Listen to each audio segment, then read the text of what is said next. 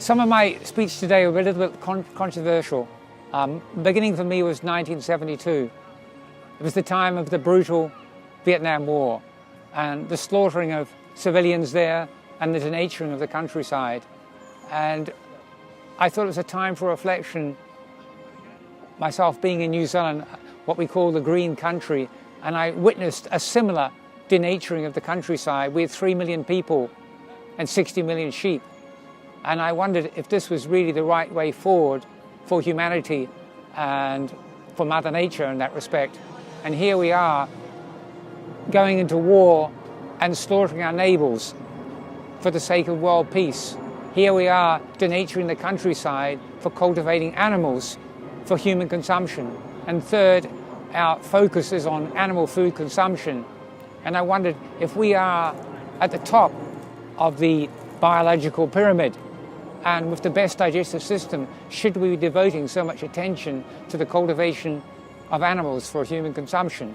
And I decided to look at plant-based diets. Okay, I was 46 years ahead of everyone else because it's only today that people have started getting interested.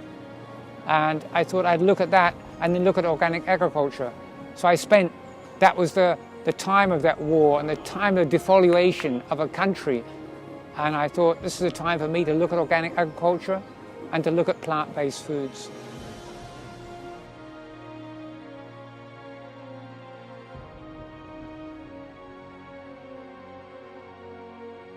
The challenge has been, we started the Clearspring company in 1993, and it was early days of the organic food movement. And I think the three main challenges I've had have been trying to get the interest of corporate companies or public companies and conventional grocery chain. And so we had three issues. One, in 1993, we were the first to introduce a non-dairy beverage. And 10 years later, the company was taken over by a public company and they destroyed the brand. They introduced non-organic products and we focused on organic. We launched organic food in one UK supermarket. We were the first to do organic Japanese food. We spent £1 million over 10 years. Our competitor came along with non-organic. We lost the whole business overnight. And for that, it was a shock. A third was we introduced organic miso soup into another supermarket, and when the pound collapsed, like it is collapsed today, they wouldn't accept a price increase, even though the business was growing. And so we lost that. So they've been the three challenges to try to get real interest from public companies and the conventional food trade in organic food.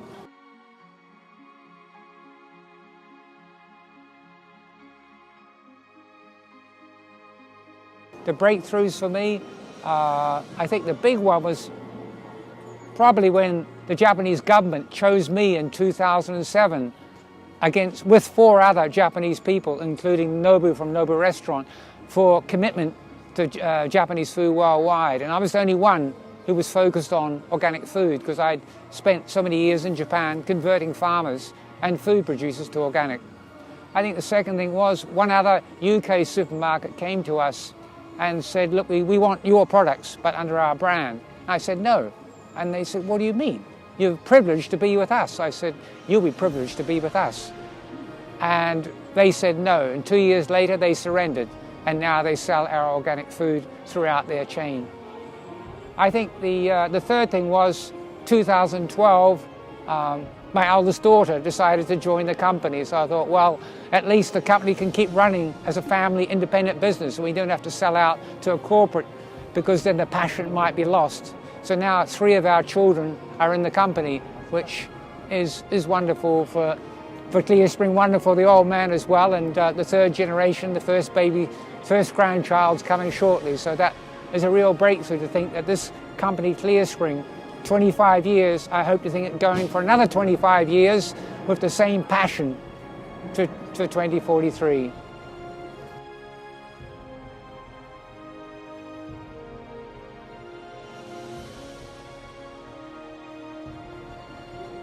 The big change, when I came to the UK in 1974, 36-hour flight, and I was looking at the plant-based diet, but when I arrived here, I could see that the vegetarian was normally the same plate as everyone else without the meat. I think there was something missing. And I thought there must be something one culture in the world had picked up on how to get the most from the vegetable kingdom.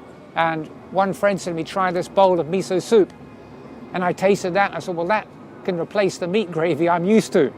And after that, I went to Japan for 18 years and devoted those 18 years to converting farmers to organic.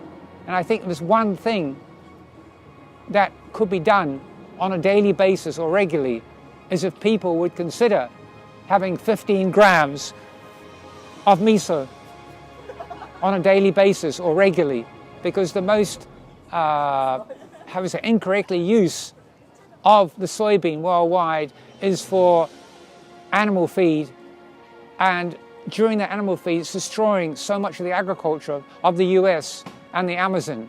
So 15 grams of miso is enough for one miso soup. And the same way in the case of 100 grams of tofu. Those two things can make a huge difference worldwide, because using such ingredients, and they have to be organic, because non-organic is the real problem with soybean cultivation. And making that change and moving away from animal food stocks and moving to try and get the maximum, in Japan they call it the meat of the fields, the maximum nutritional bioavailability from the soybean will change a lot worldwide. Now, if we can get 7 billion people to do that, it'll be a huge revolution.